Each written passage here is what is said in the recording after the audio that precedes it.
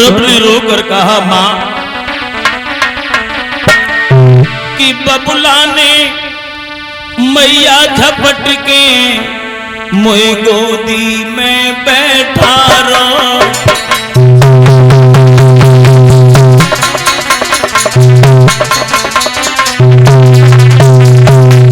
हे मां, मेरे पिताजी ने जब देखा मुझे गोदी में बैठाया,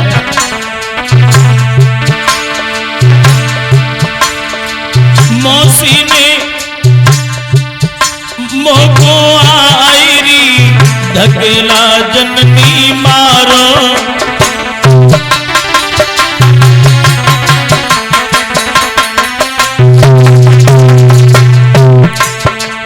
मेरे पिता ने हमें गोदी में बिठाया, लेकिन उसके बदले में मौसी ने झपट के धकेला मार दिया। लेकिन मौसी ने धकेला मारा, इसका हमें कोई अफसोस नहीं है।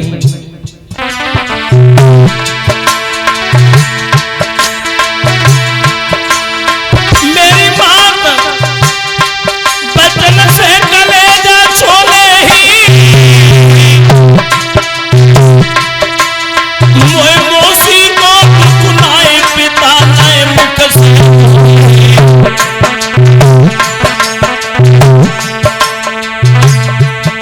अब तो रोए रोए बेटा कहे मैया मौसी ने मारो।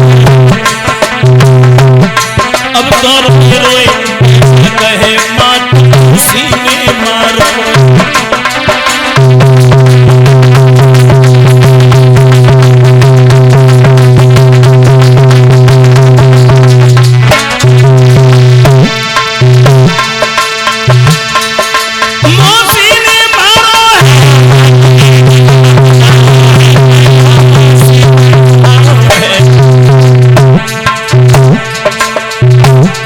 अब तो रोए रोए छैया कहे मैया मौसी ने मारो।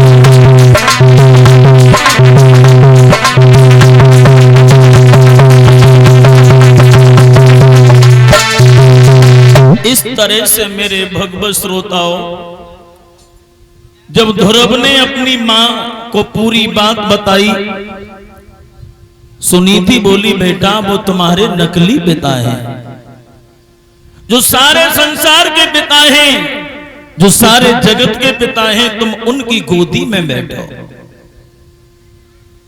ध्रुव कहने लगे, वो पिता कहां रहते हैं, वो पिता हमें कहां मिलेंगे। सुनीति बोली, लाला वैसे तो वो हर जगह रहते हैं, मिट्टी के एक एक कण में उनका वास है, लेकिन वो इतने आसानी से नहीं मिलेंगे। उनसे मिलने के लिए तुम्हें घर छोड़ना पड़ेगा, उनके नाम का भजन करना पड़ेगा। ध्रुव कहने लगे, मैया नाम क्या है। सुनीति बोली, उनके हजारों नाम हैं, लेकिन दो नाम बहुत ही प्यारे हैं, चाहे राम कहो चाहे कृष्ण कहो। तुम्हारे पिता राम हैं, तुम्हारे पिता कृष्ण हैं। ध्रुव कहने लगे, मैया तेरे चरणों की सौगंध है, जब तक मैं उस पिता की गोदी में नहीं बैठ जाता, तब तक मैया मैं लौट के नहीं आऊंगा। ध्रुव बन जाने के लिए जिद करने लगे। मैया ध्रुव को समझाने लगी है, बेटा अभी तुम छोटे हो, जब तुम बड़े हो जाओ तब तुम वन में जाना, भगवान का भजन करना। ध्रुव कहने लगे, मैया मैं बड़ा हो गया, यह हमारा शरीर पिता की गोदी के लायक नहीं है, मौसी के काबिल नहीं है, अब मुझे जाने दो। मैया ने बहुत समझाया, लेकिन ध्रुव बन जाने के लिए जिद करने लगे। सारी अयोध्या में ये बात आग की तरह से फैल गई कि उत्तानपाद का बड़ा बेटा ध्रुव वन में भजन करने जा रहा है। महाराज उत्तानपाद को जब ये मालूम पड़ा है, महाराज उत्तानपाद ने ये कह दिया कि ध्रुव वन के लिए न जाए, ध्रुव को हम आधा राज्य दे देंगे। ध्रुव को बताया गया, ध्रुव वन के लिए न जाओ, तुम्हारे पिता तुम्हें आधा राज देने के लिए तैयार है।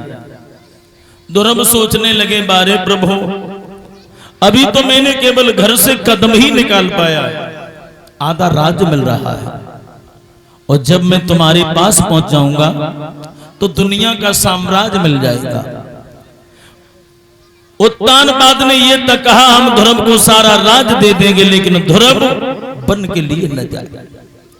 लेकिन भाइयों, भक्त के हृदय में अगर भक्ति रूपी रंग सवार हो गया, भक्त के ऊपर अगर भक्ति का रंग सवार हो गया, तो ये दुनिया के जो क्षणिक सुख हैं, फिर भक्त को ये सुख अच्छे नहीं लगते।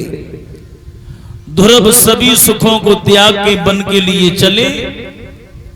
मैया सुनीति रोती रह गई। ध्रुव ने कहा, मैया अगर मैं जीवित रहा तो मैया मैं तुमसे मुलाकात फिर करूंगा, अगर मैया मैं नहीं लौट पाया तो मैया तू अपने हृदय में तसल्ली बांध लेना, और तू ये सोच लेना कि मेरे कुच्छा से कोई बेटा हुआ ही नहीं।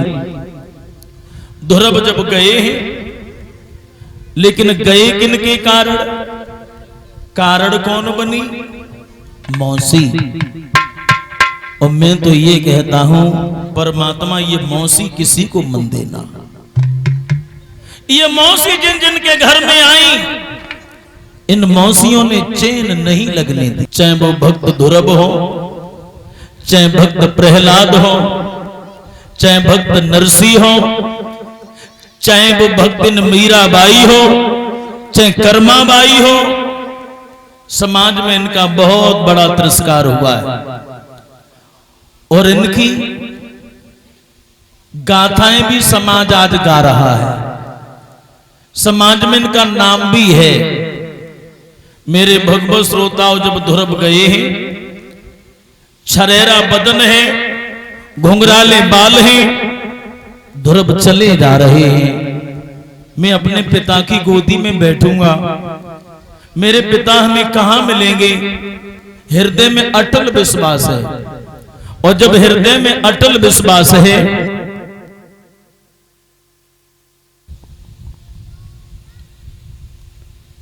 जब हृदय में अटल विश्वास है, तो भक्त को फिर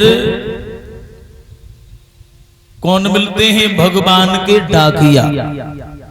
और भगवान के डाकिया कौन है? जो ये संत भगवान बैठे हैं। ये संत भगवान भक्त को परमात्मा तक पहुंचाते हैं। अब भक्त ध्रुव जब आगे बढ़ रहे थे, तो देवर्षि नारद मिल गए, और नारद ने जब देखा है एक छोटा सा बालक आगे बढ़ रहा है, नारद ने रास्ता रोक लिया। रुक जाओ, दिखाई नहीं दे रहा, भयानक झाड़ियों में आगे बढ़ते जा रहे हो, कोई शेर भालू चीता बकचट कर जाएगा, डर नहीं लगता? लौट पीछे। ध्रुव कहने लगे, बाबा जी मैं भगवान का भजन करने आया हूं, भगवान का हम भजन करने आए हैं, हम लौट के नहीं जाएंगे। देवर्षि नारद कहने लगे, पागल हो गए हो, हमारा सारा जीवन निकल गया भजन करते करते, लेकिन अभी तक भगवान के दर्शन नहीं हुए, और तुम भगवान का भजन करने। लेकिन मालूम नहीं बेटा, कोई शेर भालू चीता तुम्हें खा जाएगा। और नारद ने एक बात कही, क्या? कि बोले नारद मत आगे बढ़ी, और आगे कदम बढ़ाएगा।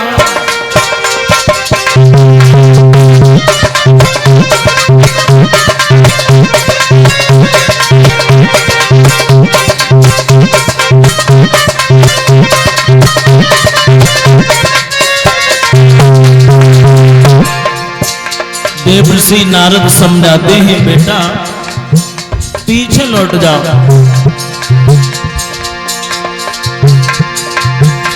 बोले नारद मत आगे बढ़, जो आगे कदम बढ़ाएगा तो कोई भालू शेर तुझे भेड़िया उठा ले जाएगा।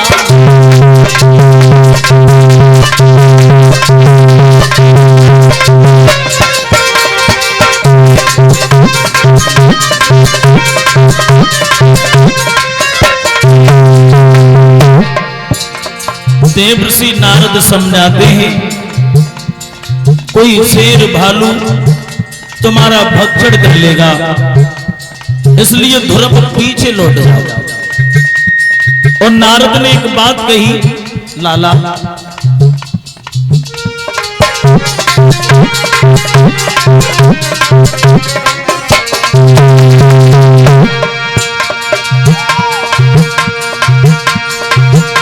जिस मां ने तुमको जन्म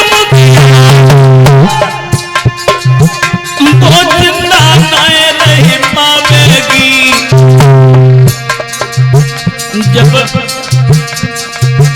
जब खबर मरेगी पावेगी तो अपने प्राण गमावेगी।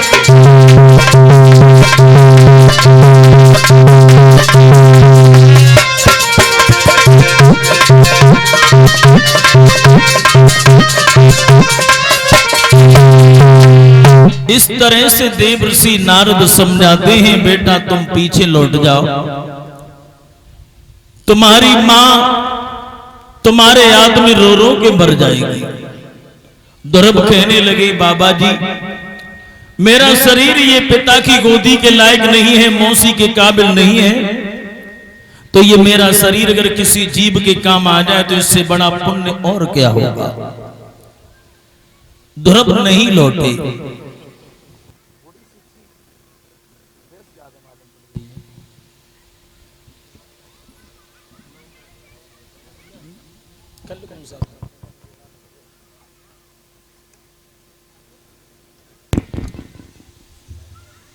हेलो बोल वृंदावन बिहारी लाल की। मेरे भगवत श्रोताओं, देवर्षि नारद कहने लगे हैं बेटा एक बात हमें बताइए तुम्हारा नाम क्या है। ध्रुव कहने लगे बाबा जी हमारा नाम ध्रुव है। ध्रुव नाम तो बहुत सुंदर है, तेरी मां का नाम क्या है। मेरी मां का नाम सुनीति है। समझ गए नारद ये उसी लड़की का बालक है जिसे हमने वरदान दिया था। नारद कहने लगे बेटा आशा ही नहीं बल्कि हमें पूर्ण विश्वास है कि तुम एक दिन भगवान से अवश्य मिलोगे, लेकिन अभी ये बताओ तुम्हारा गुरु कौन है। ध्रुव बोले बाबा जी गुरु क्या होता है, गुरु कहां मिलता है, हम तो जानते नहीं कि गुरु क्या होता है। देवर्षि नारद हंसने लगे, कहने लगे बेटा बिना गुरु के ज्ञान नहीं होता। और नारद ने एक बात कही ध्रुव से कि गुरु भई लोकी का द्वारा है। ध्रुव को समझाया गुरु के बारे में कि गुरु भई लोकी का द्वारा है और चेला को ज्ञान सिखाता है।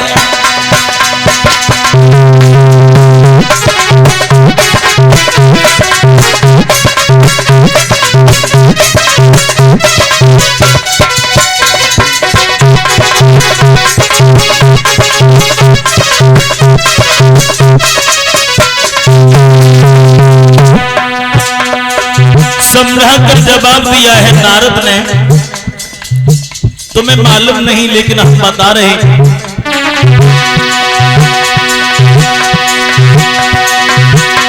गुरु उभय लोकी का और द्वार चेला को ज्ञान सिखाता है। जैसे चेला का गुरु ही न रहा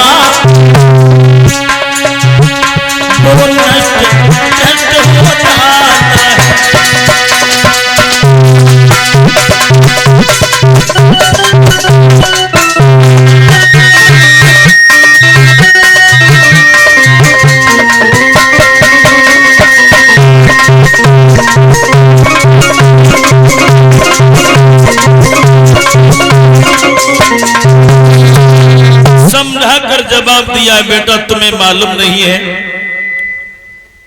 गुमाने अंधकार और रू माने प्रकाश।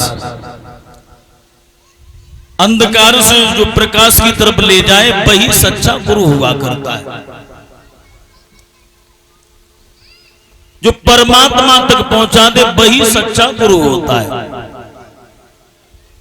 ध्रुव कहने लगे, बाबा जी अब जंगल में हम कहां गुरु ढूंढने के लिए जाएंगे, अगर तुम हमें मिल गए हो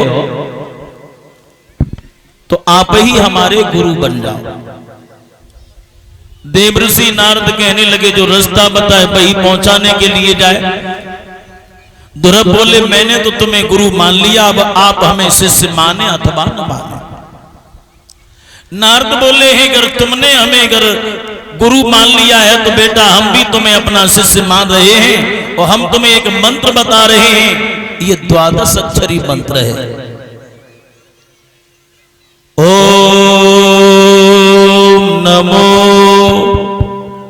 भगवते वासुदेवाय। ओम नमो भगवते वासुदेवाय। ये 12 अक्षरी मंत्र है। इस मंत्र का तुम जाप करना, एक न एक दिन तुम्हें भगवान अवश्य मिल जाएंगे। देवर्षि नारद ध्रुव को लेके गए हैं, कहां पर? वृंदावन में, कालिंदी नदी के किनारे मधुबन में। ये बंद क्यों हो गया?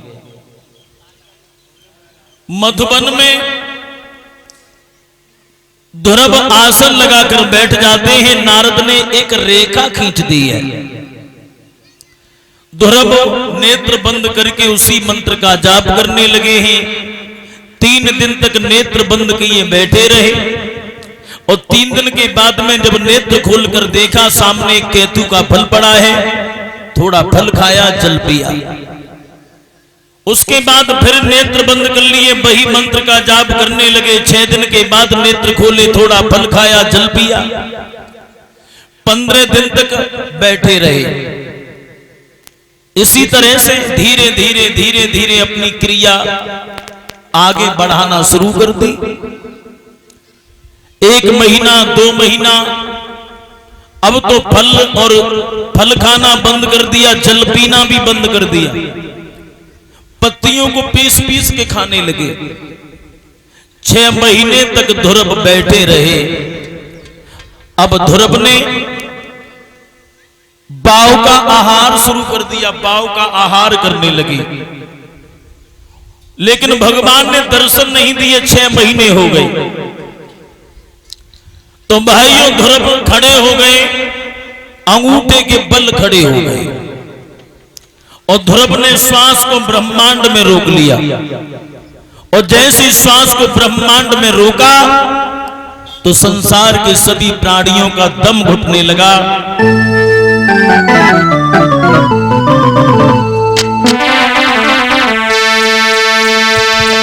कि जब ध्रुव ने खींचा प्राण पाओ तो हवा रुकी तेरे लोगों में।